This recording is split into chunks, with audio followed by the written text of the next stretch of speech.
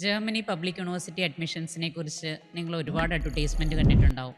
50% മതി, any backgrounds can apply എന്നൊക്കെ. അങ്ങനെ ഏതെങ്കിലും കോഴ്സ് എടുത്താൽ മതിയോ?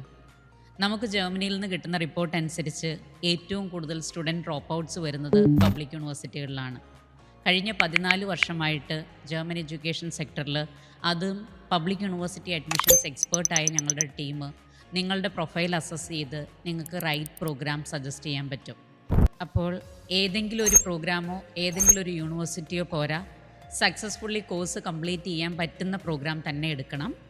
വിൻ്റർ ഇൻടേക്ക്, അതായത് സെപ്റ്റംബർ ഒക്ടോബർ ഇൻടേക്കിലേക്ക് ഇപ്പോഴേ നമ്മൾ APSൻ്റെ പ്രോസസ്സ് സ്റ്റാർട്ട് ചെയ്യണം. ഒരുപാട് കാര്യങ്ങൾ നമുക്കിതിൽ പ്രോസസ്സിൽ ഇൻവോൾവ് ആണ്. ഇതിനെക്കുറിച്ച് കൂടുതൽ അറിയാനും 2026 ഒക്ടോബറിലേക്കുള്ള അഡ്മിഷൻസ് അപ്ലൈ ചെയ്യാനുമായിട്ട് മിയോറ ഗ്ലോബലിനെ ഇപ്പം തന്നെ കോൺടാക്റ്റ് ചെയ്യും.